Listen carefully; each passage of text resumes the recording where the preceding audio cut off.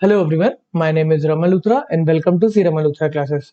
इस लेक्चर में हम डिस्कस करेंगे कुछ इंपॉर्टेंट एमसीक्यूज जो आपके बीओआई क्रेडिट ऑफिसर एग्जाम के लिए रेलेवेंट है। सर, हम हमेशा कुछ एमसीक्यू क्यों डिस्कस करते हैं, हम ढेर सारे एमसीक्यू क्यों नहीं डिस्कस करते? उसके लिए आपको लेना पड़ेगा मेरा बीओआई क्रेडिट ऑफिसर का कोर्स। आप मेरी ऐप पे जाके इस कोर्स को चेक कर सकते हैं। इसमें प्रोफेशनल नॉलेज सिलेबस को कवर कराया जा रहा है और 5 मॉड्यूल में इस सिलेबस को डिवाइड किया हुआ है।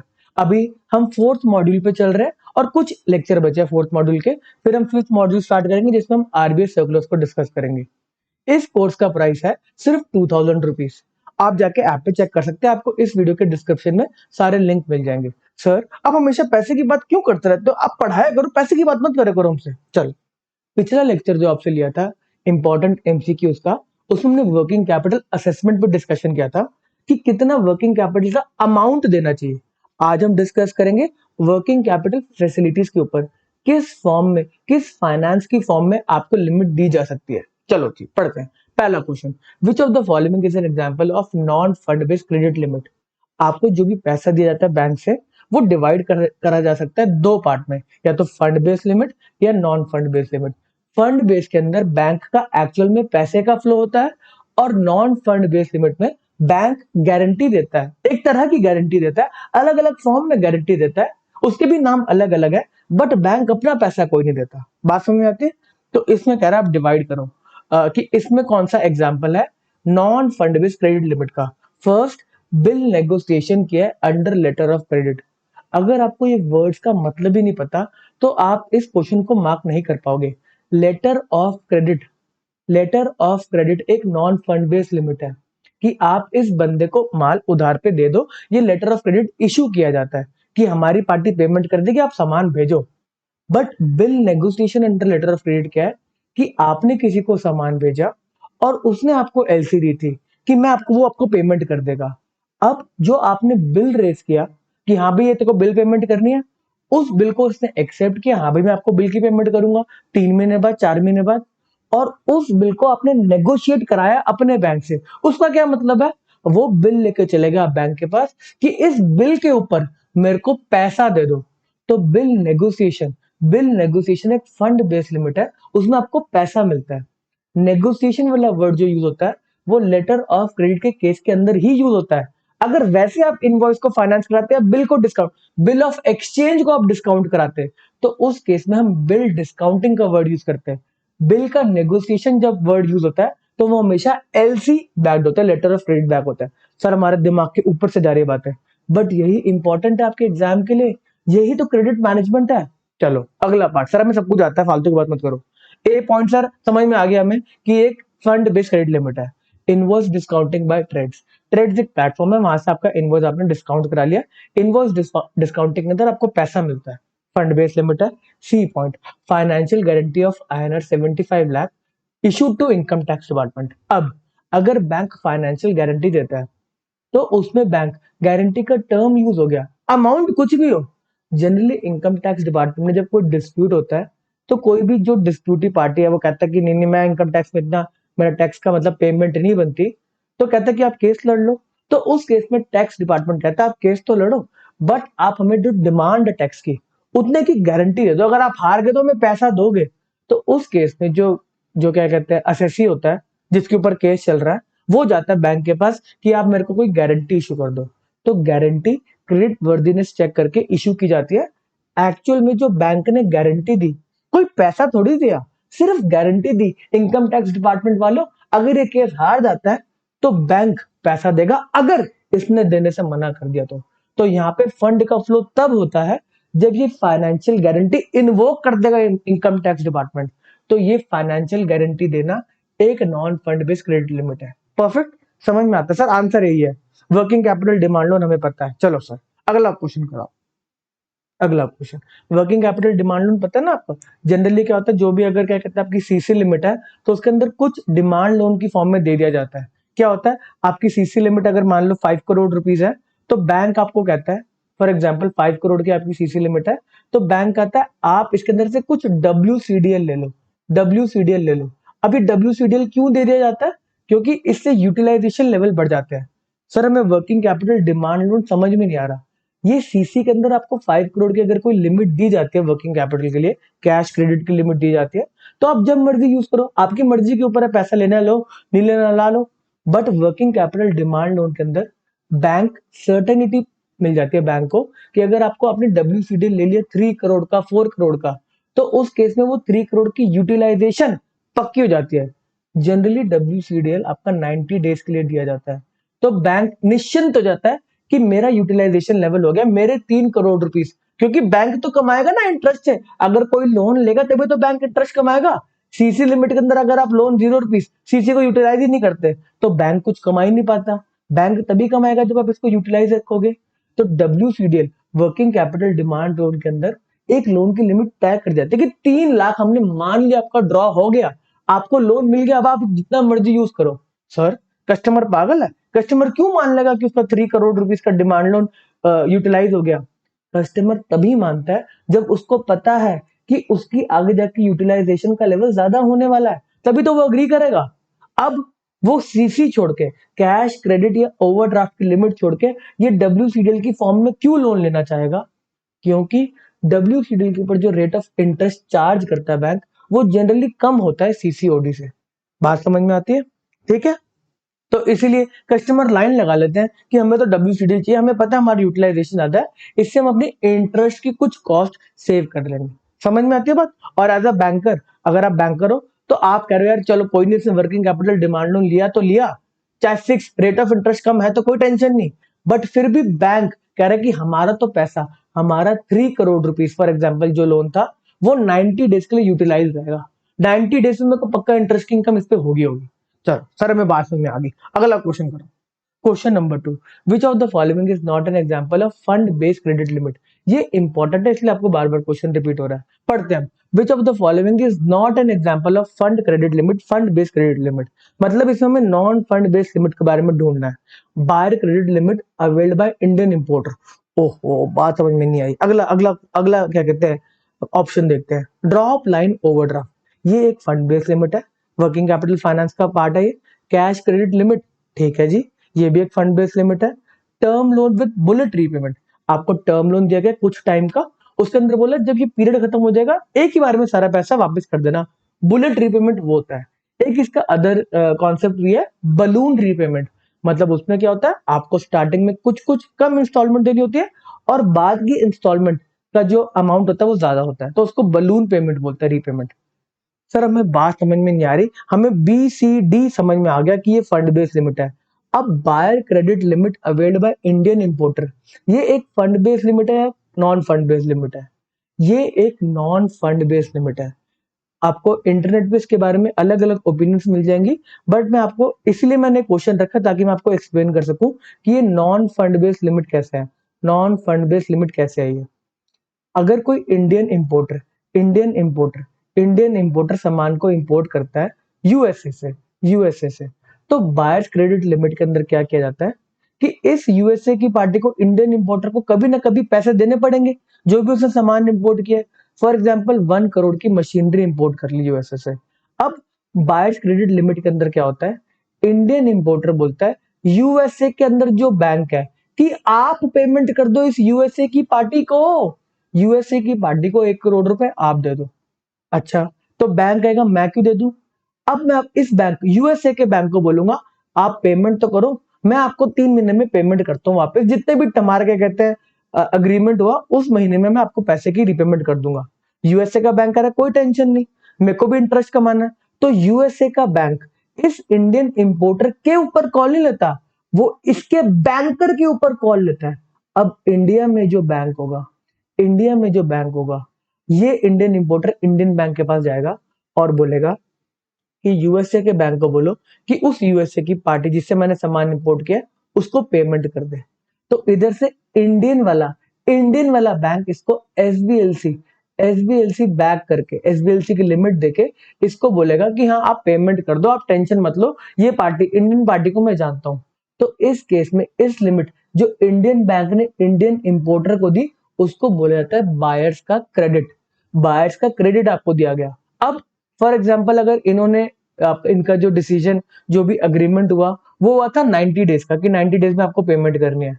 अब 90 डेज जब खत्म होंगे तो इंडियन इंपोर्टर अपने इंडियन बैंक को ये 1 करोड़ रुपीस प्लस जो भी इंटरेस्ट का अमाउंट है वो इस इंडियन बैंक को दे देगा। इंडियन बैंक जी ये लो पेमेंट और यूएसए के बैंक को दे दो।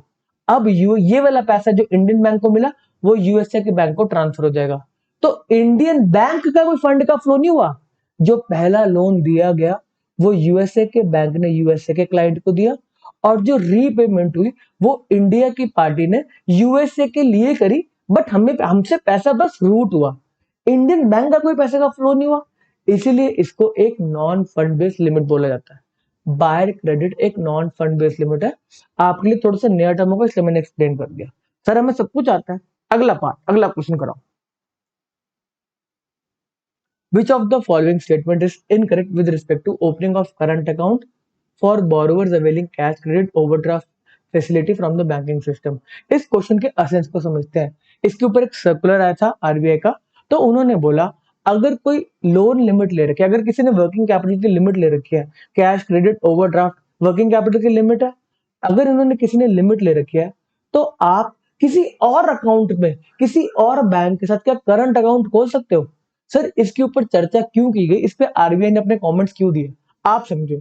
आपने अगर एक बैंक से लोन ले रखा है और अगर आप जो भी सेल कर रहे हो, जो भी काम कर रहे हो, जो भी बिजनेस कर रहे हो, आपने बिजनेस के लिए पैसे लिए ना, बट आप जो उस पैसे का उस सेल के प्रोसीड्स किसी और बैंक के अकाउंट में मंगवा रहे हो, तो ये वाला बैंक बोलेगा ना ये क्या मतलब हुआ, लोन लेने के लिए आप मुझसे ले लो, अब जब पैसे की रसीद आए, पैसा वापस आए सेल करके, तो आप किसी और बैंक के अकाउंट में दिलवा दो।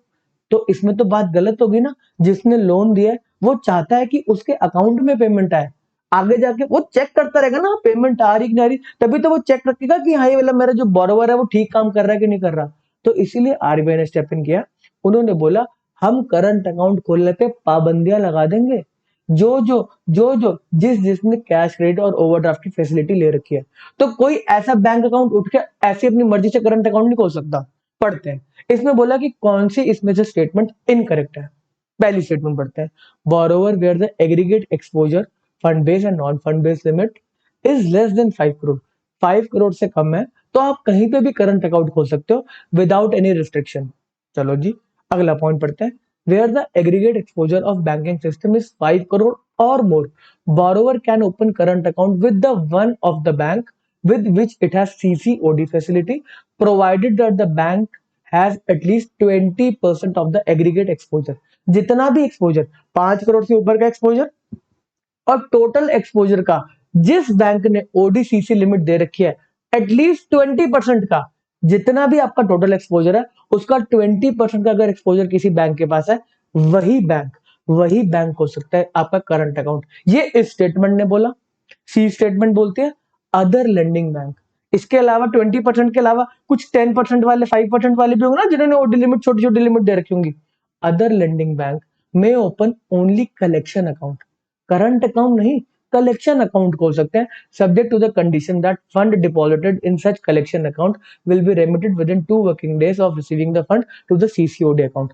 बात समझ आती है, कलेक्शन आपने कलेक्ट किया और उसको ट्रांसफर करके सीधी सीसीओडी अकाउंट में आपको 2 दिन के अंदर ट्रांसफर कर दो, ठीक है जी। हाँ चेकिंग रहेगी, जिसने सीसी और ओडी अकाउंट खोला वो चेक कर लेगा 2 दिन में पैसा आ रहा है, कोई टेंशन वाली बात नहीं है। D point, non lending banks are not permitted to open current account collection account where the aggregate exposure of the banking system is 5 crore और more। तो हमें बात समझ आती है। ए और डी पॉइंट तो हमें समझ में आ रहा है कि कहीं ना कहीं ए और डी पॉइंट रिलेटेड है, दोनों सही लग रहे हैं। 5 करोड़ से नीचे तो आप खोल सकते हो कहीं पे भी करंट अकाउंट, 5 करोड़ से ऊपर है तो आप कहीं पे करंट अकाउंट नहीं खोल सकते, सिर्फ जो लेंडिंग वाला बैंक है उनके साथ ही आप करंट अकाउंट खोल सकते हो। तो इसके अंदर जो इनकरेक्ट स्टेटमेंट है वो है बी। इस स्टेटमेंट में बोला गया था कि आप 20% के पास जिसका एक्सपोजर होगा सिर्फ उसी के पास सीसीओडी अकाउंट खुलवा सकते हो, बट इसका जो करेक्ट आंसर है वो 10% एक्सपोजर। अगर आपका जिस भी बैंक के साथ 10% का भी अगर आपने एक्सपोजर रखा हुआ है तो उसके पास भी आप अपना करंट अकाउंट खुलवा सकते हो।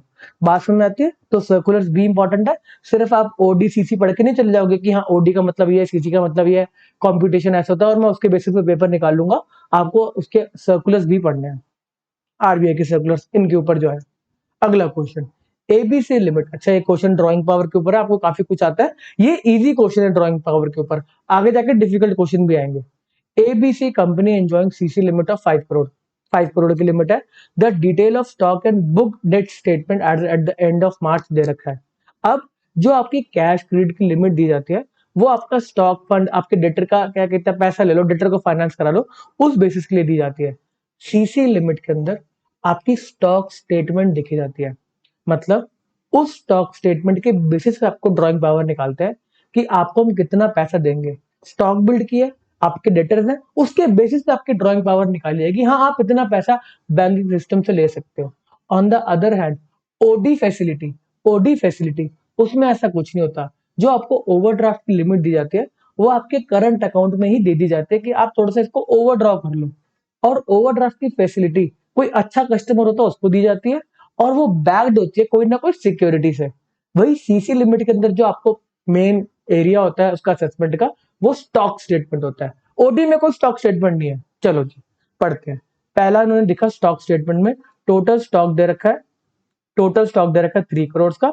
टोटल बुक डेट से आपके 2 करोड़ की, मतलब डेटर्स, क्रेडिटर्स है 50 lakh. Out of the total stock of 3 crore 30 lakh stock is older than 180 days. अब आप समझो कि सीसी लिमिट के अंदर आप स्टॉक बुक डेट को फाइनेंस करते हो। आप एज अ बैंकर कुछ स्टॉक को फंड करने से मना कर सकते हो। क्यों? यार ये स्टॉक बिक नहीं रहा, मैं इसके ऊपर क्यों इसको लिमिट दूं। तो कुछ स्टॉक जो पुराना होगा, ये जब भी सैंक्शन की जाती है लिमिट्स, तो बता दिया जाता है कि आपका अगर कोई स्टॉक पुराना है तो उस पर हम फंडिंग नहीं देंगे। ऐसे ही अगर आपके कुछ डेटर्स पुराने हैं, पेमेंट नहीं कर रहे आपको, उस पर हम आपको फंडिंग नहीं देंगे। समझ में आती है बात? लॉजिकल है। तो ऐसे ही इस क्वेश्चन में लिखा हुआ है कि 3 करोड़ के स्टॉक में से 30 लाख का ऐसा स्टॉक है जो 180 डेज से ज्यादा पुराना है। और आगे लिखा हुआ है एज पर sanction limit stock older than 180 days debtor outstanding for more than 90 days are not considered for DP calculation. उन्होंने बता दिया। डेटर के बारे में कोई इंफॉर्मेशन हमें दी नहीं, तो मतलब डेटर सारे के सारे नए हैं। स्टॉक पुराना 30 लाख का 180 डेज से ऊपर, हम उसको डीपी की कैलकुलेशन में नहीं लेके आएंगे। अब सर डीपी की कैलकुलेशन होती है क्या, ड्राइंग पावर होता क्या है? ड्राइंग पावर निकालने का तरीका क्या है? हम स्टॉक को फंड करेंगे। स्टॉक कितने का है? 3 करोड़ का। इसमें से 30 लाख तो हटा दो, पुराना स्टॉक है, इसके पैसे नहीं है, स्टॉक बिक नहीं रहा, तो हम 270 लाख के स्टॉक को फंड करेंगे एज अ बैंकर। अब बैंक इसमें से कुछ मार्जिन रखवाता है, कुछ आपका पैसा कुछ मेरा पैसा। तो इसके ऊपर बैंक लिखा हुआ है ना, मार्जिन ऑन स्टॉक 25%, मतलब 25% आपको खुद फंड करना है और बैलेंस 75% का पैसा आपको बैंक दे देगा। ठीक है जी, हमें समझ में आता है। इस 270 लाख के ऊपर बैंक 75% की फंडिंग दे देगा। अच्छा नहीं देगा, गलत होगी ना बात। ये स्टॉक जो आपने फंड कराया, अगर आप ये करके आओगे तो गलत। स्टॉक 270 लाख निकल कर आया जो आपका, इस 270 लाख के अंदर कुछ आपके क्रेडिटर्स भी तो हैं। आपने इस स्टॉक को, कुछ स्टॉक उधार पे ले लिया। क्रेडिटर का मतलब क्या है? आपने कुछ स्टॉक उधार पे ले लिया, तो इस स्टॉक में से आप 50 लाख रुपीज लेस करोगे 50, तो ये आया आपका 220 लाख। इसके ऊपर 75% देगा बैंक, इसके ऊपर 75% देगा बैंक। आपने स्टॉक में अगर खुद का पैसा लगाया ही नहीं, तो उसको थोड़ा ना बैंक फंड कर देगा। तो उसमें बोला आपका 270 लाख लगा टोटल स्टॉक में, जिसमें से 50 लाख रुपीस के क्रेडिटर है, उन्होंने पैसा दिया, उन्होंने आपसे पैसा लिया ही नहीं इसके ऊपर, तो उसको हटाओ। अब जो पैसा बचा उसका 75% आपको बैंक दे देगा। ठीक है सर, बात समझ में आती है। डेटर्स के केस के अंदर क्या है? डेटर्स 2 करोड़ के 200 लाख, 200 लाख के केस के अंदर आपको कितने का मार्जिन? 40% आपको खुद करना है, इसका 60% बैंक देगा। तो इसका 60% निकल कर आएगा 120 लाख। 120 लाख हो गया। और इस केस के अंदर 220 का आपका 75%, 3/4, 4, 4, 5, 5, 5, 5, 3, 3, 3, 3, 3 कितना निकल कर आया? 3, 3, 3, 15, 3, 3, 3, 3, 3। ओके, ये 3, 15, 16, 165, 120, 285। क्या बात है, क्या बात है। 285 लाख आपका आंसर निकल कर आ रहा है। 285 लाख, ये 2.85 करोड़ आपका करेक्ट आंसर है। बात समझ में आती है? इजी क्वेश्चन है, बट ये क्वेश्चन बहुत रिपीट होते हैं, तो आपको लॉजिक समझ में आना चाहिए। 2.85 इसका आंसर यहाँ पे दे रखा है, कैसे निकाला गया। अगला question, bill purchase facility is extended against. अब आपने बिल ऑफ एक्सचेंज के बारे में बचपन में बहुत पढ़ा हुआ है, बट यहाँ से बात थोड़ी सी एडवांस लेवल की होती है। आपको बिल परचेज की फैसिलिटी होती है, बिल डिस्काउंटिंग की फैसिलिटी होती है, बिल नेगोशिएशन की फैसिलिटी होती है। उसके बारे में क्लैरिटी होनी चाहिए कि किस किस केस में ये वाली फैसिलिटी दी जा सकती है। आप कह रहे हैं कि बिल परचेज की फैसिलिटी हम किस केस में देते हैं? क्लीन बिल के केस के अंदर, डॉक्यूमेंट्री बिल के केस के अंदर, डिमांड बिल के केस के अंदर, यूजांस बिल के केस के अंदर, या फिर किसी भी आप लिमिट में दे सकते हो। तो बिल परचेज की फैसिलिटी जो जाती है, इसका मतलब क्या है? जो भी आपने बिल रेज किया, जो भी आपने बिल रेज किया, आप बैंक के पास लेके चले गए, ये देखो मेरे को इतने बिल पड़े हैं, मेरे को इतने पैसे ले रहे हैं। अब बैंक को आप बोलोगे ये बिल आप जाके उस बंदे से जिससे मेरे को पैसे लेने हैं, आप जाके ले लो। वो दे देगा पेमेंट, पेमेंट की डेट आप जाके ले लो। आप ये बिल लेके बस जाके कलेक्शन कर लो। मैंने बैंक को एज ए कलेक्शन एजेंट रख लिया और बैंक मुझसे कुछ कमीशन चार्ज कर लेगा कि मैं जाके उस पार्टी से पैसे लेके आ रहा हूँ। तो बिल परचेज की फैसिलिटी हमेशा डिमांड बिल के केस में होता है। बैंक बिल को परचेज तभी करेगी जब उसको इंस्टेंट पेमेंट मिलेगी। तो डिमांड बिल क्या होता है? आप इस केस में बिल ले जाके पैसे डिमांड कर सकते हो। तो बिल परचेज की फैसिलिटी किस केस में होती है? डिमांड बिल के केस के अंदर। अच्छा, क्लीन बिल क्या होता है? क्लीन बिल क्या होता है? आपने सिर्फ बिल दे दिया, साथ में कुछ डॉक्यूमेंट्री प्रूफ नहीं दिया कि आपने सामान भेजा। बिल काट के दे दिया कि देखो ये रहा बिल। यही डॉक्यूमेंट्री बिल होता है। तो इसमें कुछ सपोर्टिंग डॉक्यूमेंट्स भी होते हैं। फॉर एग्जाम्पल, अगर आपने सामान को एक्सपोर्ट किया तो बिल ऑफ लैंडिंग होगा, एयरवे बिल होगा, लॉरी, अगर आपने इंडिया में ही कहीं पे सामान बेचा तो लॉरी की रिसीट होगी, या फिर आपकी रेलवे की रिसीट होगी कि मैंने सामान भेजा। तो डॉक्यूमेंट्री बिल के अंदर कुछ और एविडेंस भी होते हैं। तो आपका कोई भी बिल हो सकता है। क्लीन डिमांड बिल हो उसको भी आप फंड कर दोगे, डॉक्यूमेंट्री डिमांड बिल हो उसको भी आप फंड कर दोगे, बट वो डिमांड बिल होना जरूरी है, तभी बिल परचेज की फैसिलिटी दी जाती है। यूजांस बिल के अंदर, मतलब इसका मतलब क्या है? इसके अंदर जो भी बिल होता है वो ड्यू होता है 90 डेज के बाद, 120 डेज के बाद, जो भी टर्म है। तो इस केस के अंदर बैंक आपको डिस्काउंटिंग की फैसिलिटी देता है कि 90 डेज के बाद पेमेंट आनी है, बैंक आएगा, आप मुझसे पैसे ले लो, 90 डेज का इंटरेस्ट काटो, डिस्काउंट कराओ और मुझसे पेमेंट ले लो। ये यूजांस बिल है, 90 डेज के बाद पेमेंट ले लेंगे। बैंक कह रहा है हम ले लेंगे, टेंशन मत लो, आप अभी बिल को डिस्काउंट करा लो। तो उसमें इंटरेस्ट काट के बिल को डिस्काउंट कर जाता है। वही बिल नेगोशिएशन का जो टर्म है वो यूज होता है जब भी आपका बिल एलसी बैक्ड होता है, लेटर ऑफ क्रेडिट बैक्ड होता है, तो उस केस में हम टर्म यूज करते हैं बिल नेगोशिएशन। तो आज का लेक्चर यहीं तक था। आई होप आपको काफी कुछ सीखने को मिला होगा। बाकी आप लेक्चर देखोगे तो आपको बहुत कुछ सीखने को मिलेगा, सिर्फ थ्योरेटिकल चीजें नहीं, प्रैक्टिकल लाइफ में बैंकिंग कैसे काम करती है वो भी। तो आज के लेक्चर को यहीं पे समाप्त करते हैं। Bye bye.